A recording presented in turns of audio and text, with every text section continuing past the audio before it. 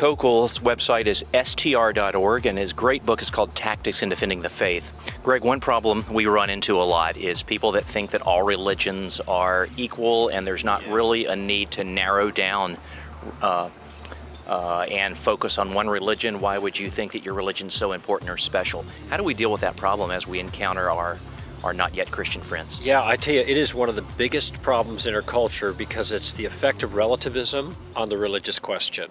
And so for Christians now to say the same thing that Jesus said, that he was the only way of salvation, and by the way, he didn't just say it in one or two places, this is all through the New Testament, and indeed the concept that God is a narrow God is through the Old Testament as well.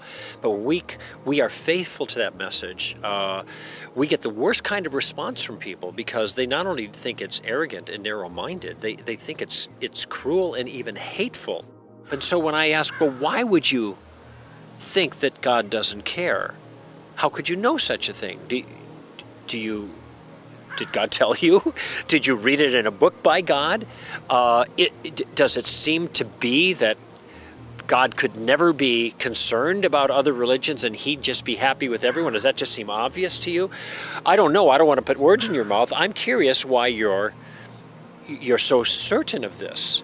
So when a person says that all religions are equally correct, the irony is they're saying the opposite of what most religions claim, with very few exceptions. It's kind of like them saying all religions are false. And what they don't know is that the religious view that I hold, the true religious view, the person is saying, the one that in which God welcomes everyone, that's actually the true view. So there's, in a very odd way, this challenge is very narrow in a certain fashion. They think they're right, and they think all the rest of the religions are wrong. One of the strongest, I think, arguments against religious pluralism is that Jesus didn't believe this. And this is so evident from everything he taught. People think he taught about love and peace and helping the poor. He said very little about those things, actually.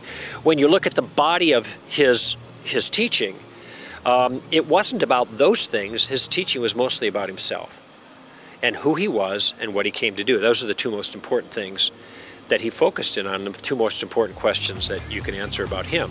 And Jesus was not a pluralist.